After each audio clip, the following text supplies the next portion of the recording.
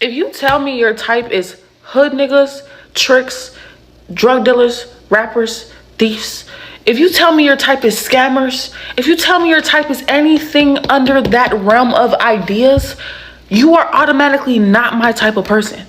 What do you mean? Your ideal man is going to either end up in prison, dead, or running for his life because he's hiding from his ops. What do you mean that's your type? What do you mean you want a man who pays for everything but cheats on you and doesn't respect you or value you as a person? He sees you as something he can pay for. What do you mean? You want someone who steals from other people, thinking that that karma will not now wash into your life since you're associated and very closely knit with that person. What do you mean morals and values and lacking thereof is your type? What do you mean you like a man who does not care about his future or his self? What do you mean by that? What do you mean when you say you like trappers and scammers and hoodmen? Do you know what you're signing up for, sister? Do you know that they end up in jail or dead or always in bullshit because of the proximity of it, that they're close to the bullshit? Do you not know that people die every day because of gun violence? But you want a drug dealer and you want the karma that comes with being with a drug dealer, and you wonder why now you're getting kidnapped, or now you got ops looking for you, and now you're feeling for your life because you wanted to fit an aesthetic, sister. I said everyday women should not be using sex worker language. You bitches got under their head, well, ain't nothing free. Yes, you're right, ain't nothing free. And if the cost of being intimate with you is money, you're a hoe. You're a toot, right? Bitches talking about, well, as a woman, women should be compensated for their time. Yes, women prostitutes should be compensated for their time, for sure. Absolutely. Yes, I believe that. But what you're trying to say is, everyday women should be compensated with money for their time. No.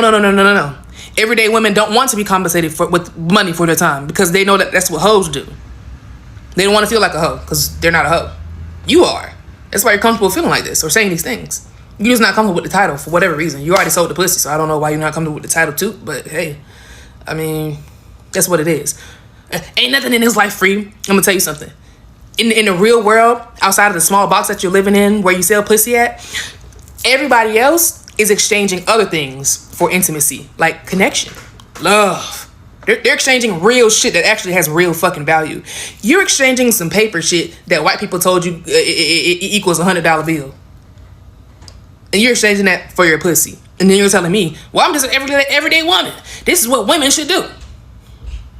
Women should put value, paper value, on a cut. You're tripping and you're stupid and illiterate. I already explained what prostituting is, what hoeing is and shit. And you up here trying to tell me, well, this is just everyday life shit.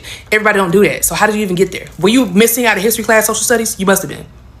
You weren't in no class. That's how you out there selling pussy and you don't know that you're selling pussy.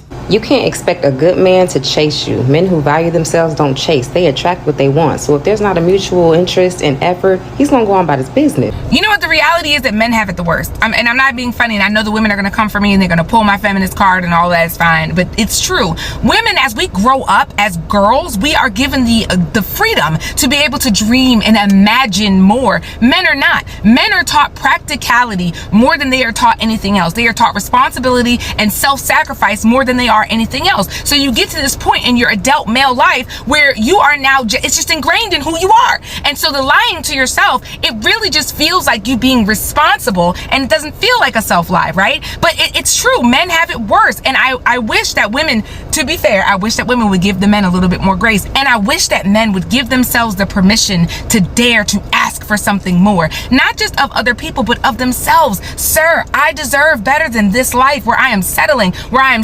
accepting this from a job, from a woman, from a situation, from a parent, from a sibling. I deserve better than this because I'm made in the image of God. Listen, your assignment in this earth is to subdue the land. That does not mean you get to go out here and be a jerk, but that does mean that when you get in alignment with your divine assignment and your divine authority, there's nothing you cannot accomplish in this world. And there are not enough people telling you that. And that's an unfortunate thing that men have to bear in this. What's going on with the fucking men should step in to save random women if they in situations and type shit? I've mastered the art of minding my business. That's not about to fucking happen. Y'all niggas be wanting motherfuckers to be Superman so bad, and anything is our kryptonite. We're all human, bro. Now, I call the cops, but like, I'm never about to jump in no fight to save somebody, especially if I don't know them. The only motherfucking woman I'm fighting for is my mom, grandma, sister, cousins, and my girlfriend. What the hell? Y'all motherfuckers gonna jump in some shit that ain't got shit to do with y'all, get shot, die, and then you forgot it. Now, I'm not saying don't help nobody. If you want to jump in, be a superhero, go ahead. But nigga, I'm not about to jump into some shit and potentially die for nothing. If I wanted to be a superhero that bad, I would have became a cop. But guess what? I'm not. Fuck that. It's not that men don't want to provide. Men love to provide. It's just that these days, dealing with some type of women, they're hesitant to. Because a lot of women are just marrying for money. So just like us women had to vet the good guys and the bad guys out in the beginning, so does the men. The men have to sit back and vet out the users and the non-users. So yeah, they may take a little time to come out their pocket with stuff or buy you stuff because they're trying to see where you at. Words don't mean nothing. We can say whatever we want. They need to find out where your head and your heart is at, what type of person you are. Men love to provide. They just hesitant to, and I don't blame them. I want to know something that I'm growing to fucking understand. Every woman claim that y'all want a strong man that can lead y'all and can get you through anything and elevate y'all and do this and all that. But what the fuck they don't tell you is, bitch, that requires you to listen to your man. You have to allow your man to lead everything, okay? Bitch, you are not the leader, okay? Whatever your man say, go. Okay, respecting your man is respecting your relationship. Simple. A woman is a clear representation of her man every time she walks up out the door. So if every time you walk out the fucking door, you looking like you looking for somebody to be looking for you, bitch, why the fuck would a real man want to take you fucking seriously, bitch? But when he call you out on your bullshit, now he's controlling. Now you have no freedom. Now you're trapped. Now you feel like you can't do what you want to do. If doing what you want to do requires you doing some flaw shit that makes your man look at you crazy, you don't want to be in a relationship with one man. Bitch, you want many men, okay? Stop wasting that man. All the women, they're agreeing with Cardi B and what she doing. Y'all just stupid. Let's just get this straight. Offset got money. He rich as hell. So with her going with Stephon Diggs, it's not an upgrade. Both of the niggas got money. Both of them niggas got the same cars. Y'all missing the point. She went from a whole wife to a third baby mama. And not just that, two of his baby mamas just had a child at the same damn time. They done are 2 months old. Then you turn around and get pregnant and be the third one? That man gonna have 3 different babies, all of them less than 1 year old, with 3 different baby mamas. And y'all applauding that shit? That just let me know a lot of y'all women just bitter. Y'all think everything is an upgrade. Oh, he in the NFL, he got more money than Offset. Let's just be real. What can Stephon Diggs buy that Offset can't buy? What can he give Cardi B that Offset ain't gave Cardi B yet? My point exactly. A lot of y'all women just brainwashed. That's why I always say social media will ruin a wet dream. Then y'all women really out here got people thinking that Cardi B had level up. No, the fuck she didn't. Cardi B went from her and Offset running train on women, having threesomes with women, and they marriage, to her being with Stephon Diggs, being a side chick. Y'all think that shit leveling up? Can I say something about this whole viral thing with Travis Kelce and the ex who's dancing around? Some people say that was Taylor Swift's outfit from the Eras tour, but nah. Travis is not, that's not moving him. I don't care what y'all wanted to move him. Been there, done that, had that. He's seen her with no clothes on, right? So seeing her in something shimmery and shiny, shaking her ass to a R&B song, and his girl's not a 5. Taylor's not a 5. For some of you, she may not be a 10, but she's not a 5. She's, 8+ on a good day. I don't think him seeing his ex shake around in the Eras Tour sparkly outfit to an R&B song, y'all thinking like, oh my God, what did I miss? That's not what he's doing. He's going, reaching. Okay, she's reaching. That's all he's doing. He's not sweating. To be honest, I don't really like how I see women out here trying to tell men how to be men more than y'all out here trying to tell these young girls how to be ladies.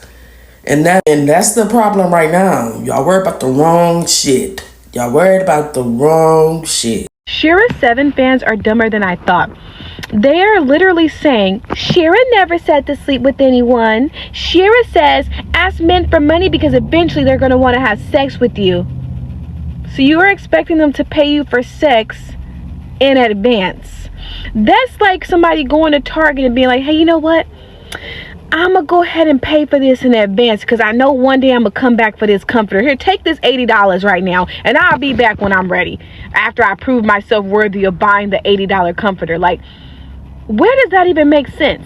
And again, even in Sheer's video, she's like, oh yeah, don't accept nothing less. If he doesn't, right when you meet him, eventually at dinner on the first date, just start telling him about your problems. Tell him about all your problems, how you have no money, your bills are due. She's like, if he can't handle it, he doesn't deserve to be with you.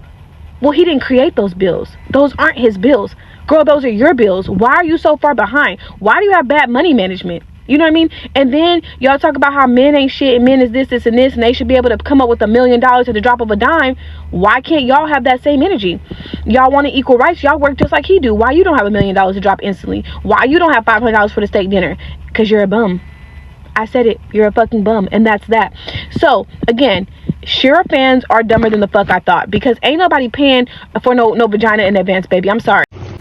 A bitter baby mother is gonna stay a bitter baby mother. Like, I don't believe in, oh no, she changed, none of that shit. Like, no, I don't believe none of that shit, because when shit really start getting real, when everything start getting serious, it's back to that bitter shit. Like, back to that bitter shit. Like, I don't care what nobody say, it's back to that bitter ass shit. Who really feels like dealing with that bitter ass baby mother shit? Like, I really feel like baby mothers can be cool, but it's up to the people. It's up to the person. Like, I don't have time to be sitting here fussing and going back and forth with a person about a person that you already had. I can't do it. I have the person now. You had him then. Whoop the fucking give. Like, it's not like, come on. Like, no, just stop the bitter shit. Like, just stop it. I'm tired of it. Just stop. Newsflash, nobody's impressed by a pretty face and a nice body. Not when you ran through anyway. You know what's impressive? Having a pretty face and nice body with morals and class and values, and you're respectful and you're pleasant to be around and you're educated. That's what's impressive. Show us that you can actually, with your pretty face and your nice body, show us that you can maintain a healthy relationship. That's what's impressive. Not a ran through Barbie. No one cares. Hold on. I'm so tired of going down my timeline saying it's 50-50 and men should do this and do that. Let me just say this. We're not living in 1950 where dad went to work and mom was at home cooking you grits and shit, and bills were $50 and the light bill was $40 and the mortgage and rent was $500. We live in a damn time. Everything is very expensive. So if your nigga needs you to meet them halfway 50-50, you do so. If your relationship, your man pay all the bills, cool, and he can afford it, cool. But if your man falls short and he needs your help, you help him. I don't understand this generation of women always talking about a man's supposed to do. No, woman, you supposed to do as much as the man's supposed to do also. And they talking about a man ain't making a woman be soft no more because they gotta pay. Being soft ain't got nothing to do with paying for nothing. Cause if for me and my man needed me, I'm going 50-50. I'm going 90%. He can go 10%. He can go 100%. I can go 100%. I'm gonna do whatever my man need me to do. I'm gonna back my man up in any way possible when it comes to financial and us building and us having stability and us having each other back. It's called loyalty. It's called being there for your significant other when he can't be there for both of y'all. It's called picking your man up, let him know it's okay to fall short sometimes. Baby, I got it this month. Don't worry about it. It be y'all broke bitches that can't even keep afloat, want to keep talking about a 50-50. You might as well date the wrong way. Well, my nigga my roommate, cause if my nigga need me to go 90%, he go 10% 1 month, cause he a little short, that's cool. I'm fine with that. I'm not leaving my man because he need me to help him on some bills. I'm gonna stay there with my man. I'm telling you now, I never leave my nigga because he needs some money. Baby, you say how much? Okay. Oh, I'ma shut up on this topic. This ain't got nothing to do with me because I'm a trick. I had a conversation with a young woman yesterday who said that she started listening to the sprinkle advice at the ages of 16 or 17, and now that she's in college, she unfortunately realized that the only thing that it has gained her is a bunch of bodies, and that she struggles to communicate with men who are her age because she is only used to being with the older guys, the old men who were quote-unquote providers. This is why I say that advice is so toxic and damaging. You have 14, 15, 16, 17-year-old girls out there listening to this advice. and you are literally serving them up to the hands of groomers. What do you really think a young woman, a young naive woman, is going to be able to do with an old man to get her bills paid? Do you really think that young naive girl is going to be able to outsmart and manipulate that man? That old man who's been around the block a couple of times. Stop supporting influencers who are serving young women to the hands of groomers. We live in a world where black men are guilty until proven innocent and black women are innocent until proven guilty. A lot of black men are incarcerated for things that they ultimately really did not do. Most of the time, the people that lie on them is the black women or the white women or white men, you know. There's literally no urgency to protect black men, but there's a sense of urgency to protect black women. And I just don't understand why we both can't just be important. Why we both can't be protected. Like, y'all have to protect the people who protect us, you know? It's just human decency to reciprocate. It seems like I'd rather join them than beat them and just hate with the masses. And that shit's sick. What really blows me is that with the brick face lady situation, like, all the black women lumped up all the black men into one category and deemed them bully bags and shit like that. And, you know, all the disrespectful shit that came from the story. And it's like, now that y'all were proven wrong, even in relationships or in, you know, y'all families, and y'all don't apologize when you're wrong anyway. It's just like, okay, I was wrong and you need to fucking apologize. Take some fucking accountability. Because if you don't, you literally show that you're not remorseful. I disrespected the fuck out of black men when that shit happened. And now that they asking y'all to apologize for being wrong, just for themselves. You know what I'm saying? Like, y'all was so quick to disrespect them. So why don't y'all publicly apologize? Don't need an apology from brick face lady. She knew she was lying. What she need to apologize for scamming you bitches out y'all money because y'all easily emotionally manipulated? Because she used predatory tactics to promote feminism and promote capitalism. Like, y'all turning y'all misery into capitalism. And that's sad. But they're not going to apologize. They're not. They don't see nothing's wrong. They see men asking for an apology publicly with this shit as, oh, this the only attention y'all got as black men. Oh, you need to be validated as a black man. You just want to be coddled as a black man. Nah, they want some fucking respect, bitch. The only thing scarier than Halloween this year is how scary you females are.